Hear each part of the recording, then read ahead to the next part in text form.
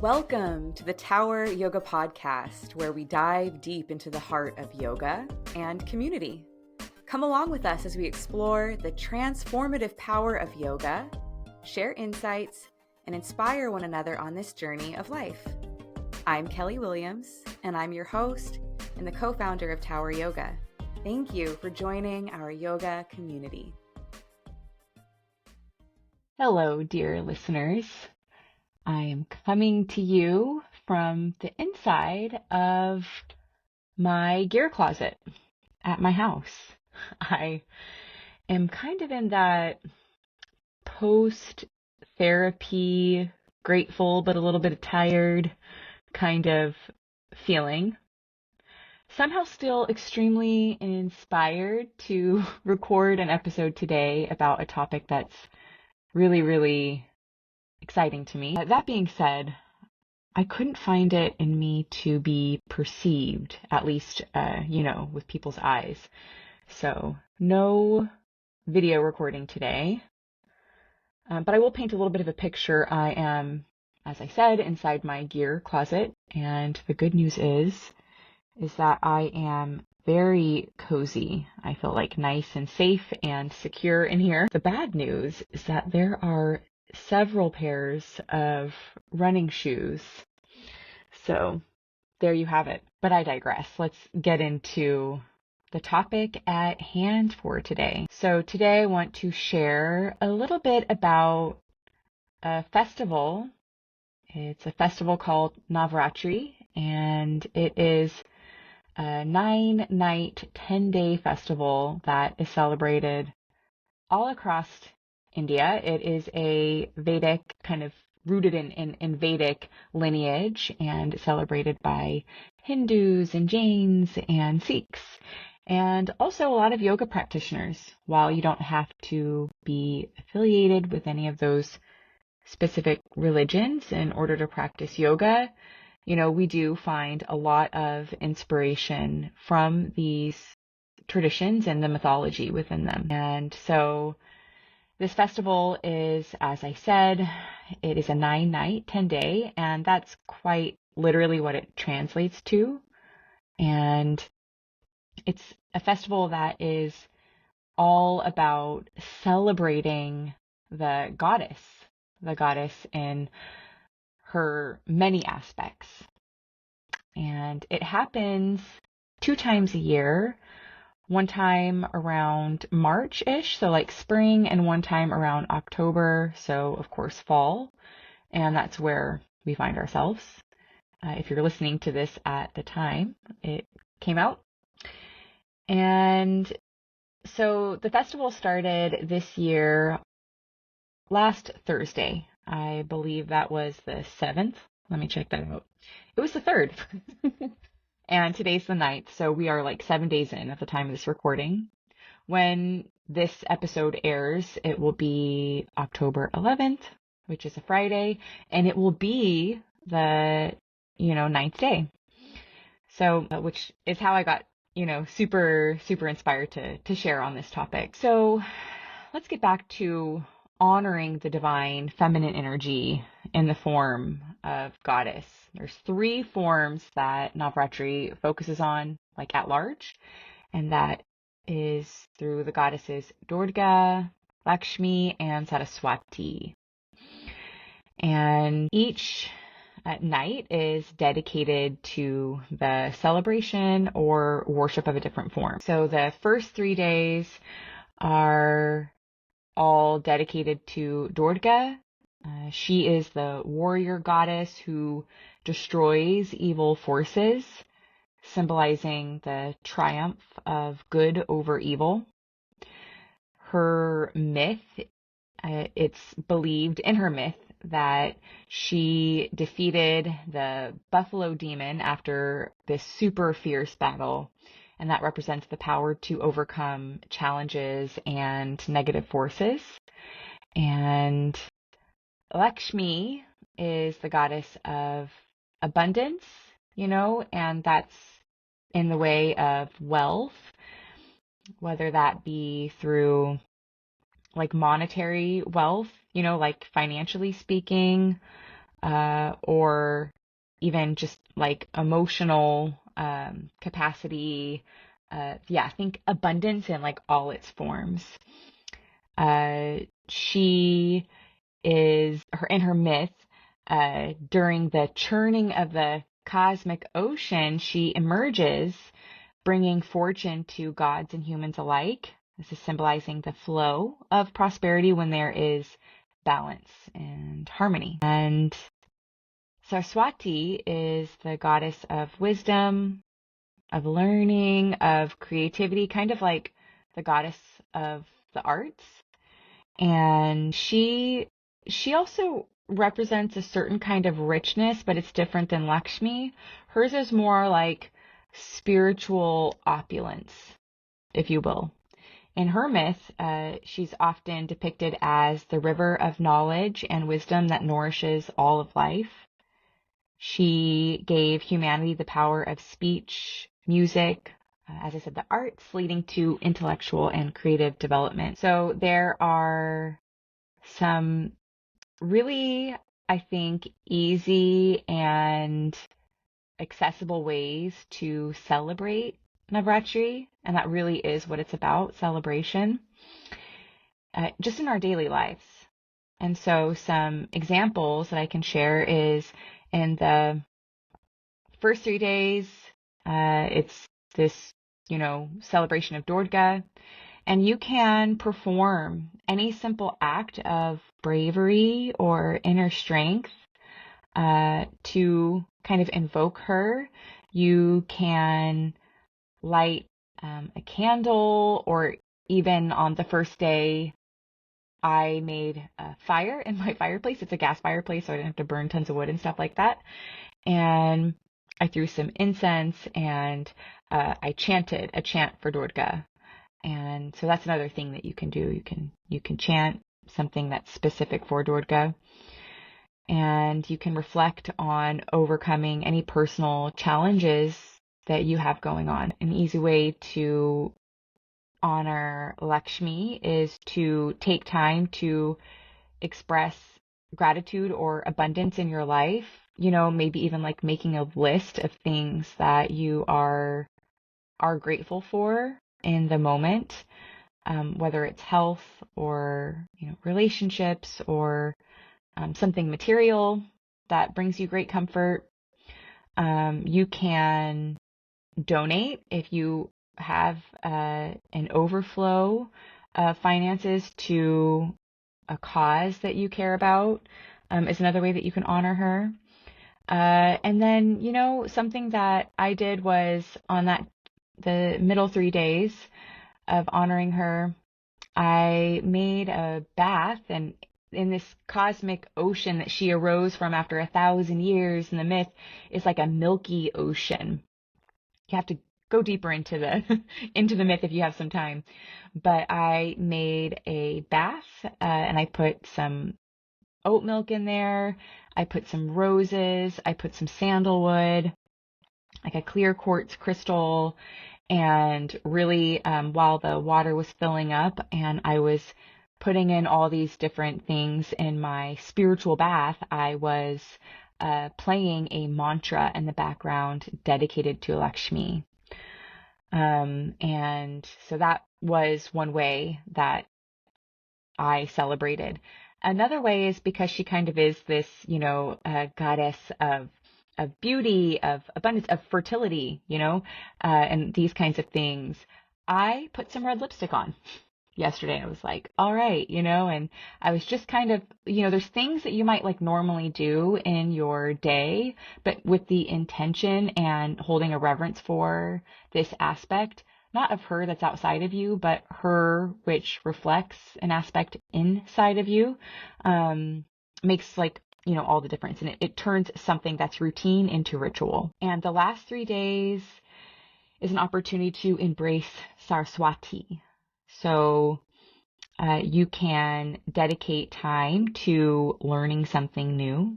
She's this goddess of wisdom and spiritual opulence. So you could read some spiritual text, or maybe you involve yourself in some kind of creative expression, like you pick up an instrument and just kind of have fun and mess around, or you write a poem or something like that. You just give yourself a little time to really dedicate to learning something or thinking, like critically and creatively. This is something that you can do. You can also say a chant or play a chant. You can do like a yoga practice. Like today, for instance, we're in the final 3 days, and I know that Saraswati, all the deities in Hindu mythology have some kind of vehicle or mount that they ride on. And if you remember in the Ganesh episode, if you listen to that, Ganesh's mount or vehicle is like a little mouse. And you can see that in statues and just depictions of him. But Durga, her vehicle is a tiger, and Lakshmi's vehicle is it's a lotus flower, and she's also depicted a lot of times surrounded by elephants, 2 elephants on each side. And then for Saraswati, her vehicle is a swan. So today in my yoga practice, in my asana, the postures, the physical practice, I made sure to do the sleeping swan pose. It's called in yin yoga. In our regular, like more active style, hatha style practices, we call it pigeon pose. So yeah, I put some Saraswati chants on, and I did a practice of these postures, thinking about her myth, what that symbolizes for us, for me, in this example, and dedicated a posture to something that it, felt right. And I guess I've sort of been including this in my physical practice every day, so I can even like let you know with Durga, because she's this like warrior goddess. She has these 9 arms with all kinds of things, a trident and a lotus flower and a sword for discernment. They all represent different things. And one of her hands is a bow and arrow. And so in that practice, I ended up teaching this too.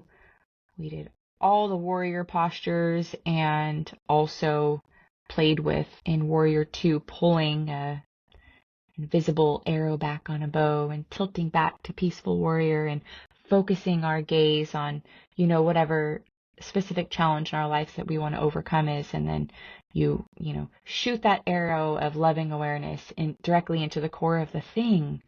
And it's kind of how we embodied the myth. And that was a really beautiful and fun way to honor Durga. For Lakshmi in that practice, I ended up with a friend of mine going to her house, and we got some embroidery thread and an embroidery needle, and we threaded a garland of marigolds. And we did that as an offering, a way to show reverence to the aspect of the divine, which is known as Lakshmi, but also, how that is reflected in us. And, if it's like way too far out to think about celebrating, much less like worshiping some like goddess figure, then I think a way to sort of reframe it is to think about, what could you be reverent to or devoted to inside of your own self that would bring you a little bit closer to how some divine force might love you, or it might bring you a little closer to knowing that you are a fractal of a bigger pattern that is intelligent and beautiful and like cosmic. So yeah, what could you be reverent to or devoted to inside of your own self? And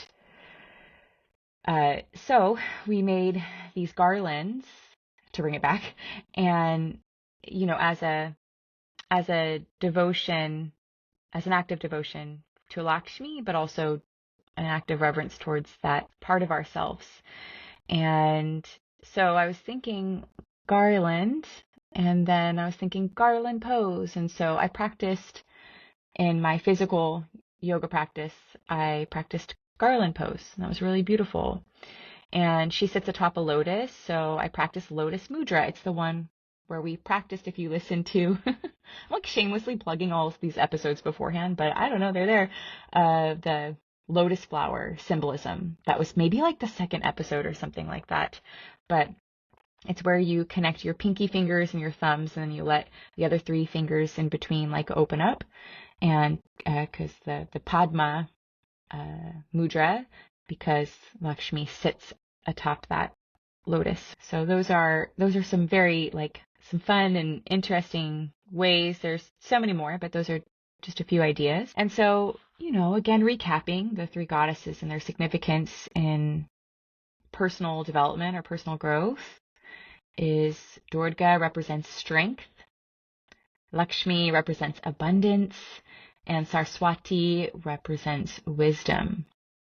So I encourage you, Tower Yogis and dear listeners of the podcast, to use this festival or this time, whether you're listening in real time or this is, you're coming back, use this time to reflect on these qualities within yourself, to reflect on inner strength and abundance and wisdom that's inside of you, around you, a part of you. And you might ask yourself, how do you honor these aspects? One thing that I'm kicking around in response to that question that I'm sitting with and asking myself is by honoring my most heroic probability in this lifetime. I believe that simultaneously is a way of honoring the divine in all her aspects. So how do you honor your most heroic probability? Sit with that. Let that land. How does that happen?